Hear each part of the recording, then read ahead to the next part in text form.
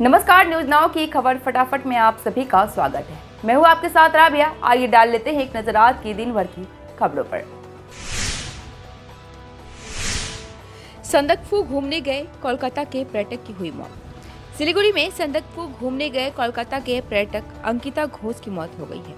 Police सूत्रों के अनुसार वह अपने दोस्तों के साथ दार्जिलिंग से संदकफू घूमने आई थी और रात को अचानक उसकी तबीयत बिगड़ गई। स्वास्थ्य केंद्र में इलाज के बाद उन्हें दार्जिलिंग जिला अस्पताल रेफर कर दिया गया, जहां उन्हें मृत घोषित कर दिया गया है, जिससे पर्यटकों में चिंता फैल गई है। भारत बांग्लादेश के बीच जारी तनाव के बीच गाड़ियों का आवागमन है जारी। भारत बांग्लादेश सीमा पर फुलबाड़ी आईसीपी में बीएसएफ की कड़ी निगरानी जारी है, ताकि बांग्लादेश में हो रहे अशांति का असर भारत पर न पड़े। हालांकि सीमा पर वस्तुओं का आदान प्रदान सामान्य है, लेकिन बांग्लादेश में स्थिति खराब होने से लोगों को आना जाना कम हो गया है। व्यापारियों का कहना है कि पहले रोजाना 60 से 70 वाहन बांग्लादेश से भारत आते थे, लेकिन अब यह संख्या घट गई है। हाईकोर्ट निर्माण स्थल से अवैध बस्ती खाली करने का प्रशासन ने दिया आदेश।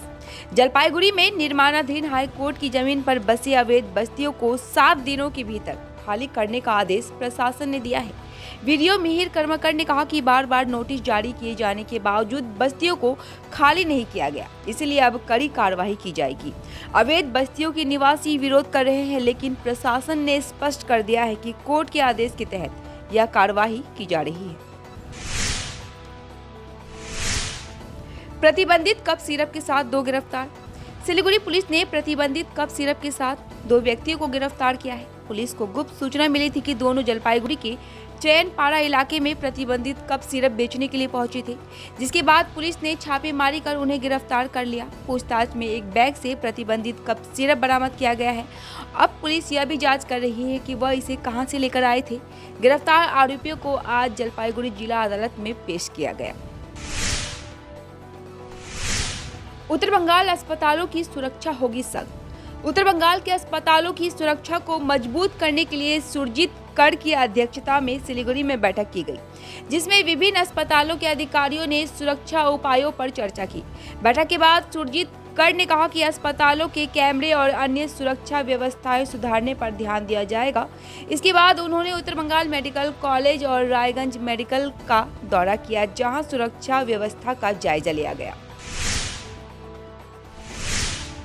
जलपाईगुड़ी जिले में धीरे धीरे बढ़ने लगा है सर्दी का प्रकोप। जलपाईगुड़ी जिले में सर्दी का प्रकोप धीरे धीरे बढ़ने लगा है और लोग ठंड से बचने के लिए आग का सहारा लेने लगे हैं। बुधवार को ठंडी हवा के कारण तापमान में गिरावट आई, जिससे शहर और गांवों में सर्दी का एहसास होने लगा। मौसम विभाग का कहना है कि इस बार सर्दी पिछले कुछ सालों की तुलना में अधिक हो सकती है, जबकि पिछले साल की अगर हम बात करें तो ठंडी काफ़ी थी और इस बार की ठंडी और भी ज़्यादा होगी।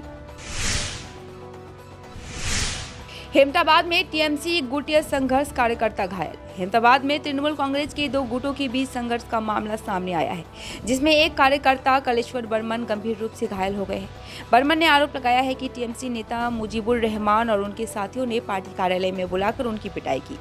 घायल होने के बाद बर्मन को रायगंज मेडिकल कॉलेज रेफर कर दिया गया है। हालांकि दुलाल ने इन आरोपों का खंडन किया और कहा कि पिटाई नहीं हुई, बल्कि उनके साथ विवाद के दौरान एक कील से उन्हें चोट लग गई थी।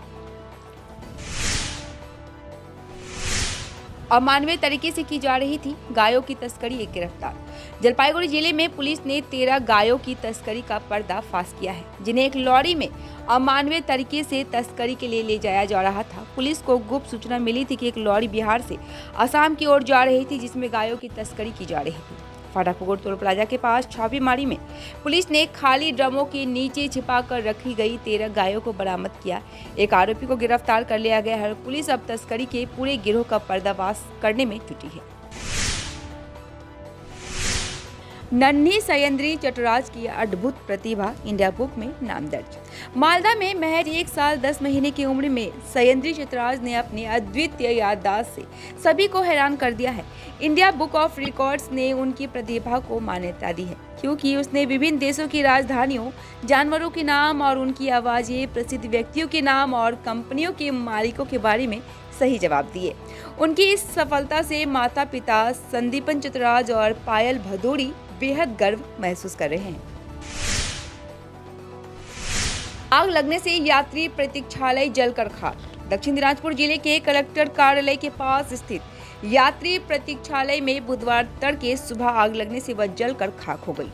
घटना की सूचना मिलने पर पुलिस और फायर ब्रिगेड ने मिलकर आग पर काबू पाया।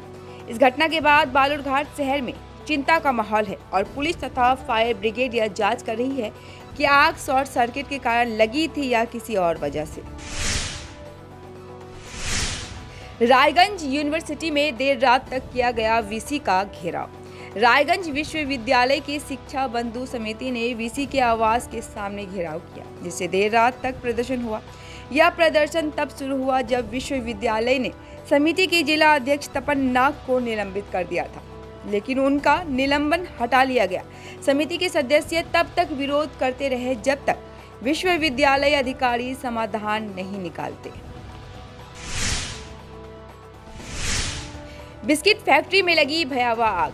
रायगंज के सुहारी मोड़ इलाके में स्थित एक निजी बिस्किट फैक्ट्री में मंगलवार रात भीषण आग लग गई, जिससे इलाके में खौफ का माहौल पैदा हो गया। सूचना मिलते ही फायर ब्रिगेड की 4 गाड़ियां मौके पर पहुंची और आग पर काबू पाया। हालांकि इस घटना में कोई जान माल का नुकसान नहीं हुआ है, लेकिन स्थानीय निवासी इस आग के कारण क्षेत्र में फैलने वाली संभावित तबाही को लेकर चिंतित है। माना जा रहा है कि आग शॉर्ट सर्किट के कारण लगी थी। फिलहाल के लिए इतना ही। अब दीजिए मुझे इजाजत। मिलते हैं कल शाम फिर से तमाम खबरों के साथ। धन्यवाद।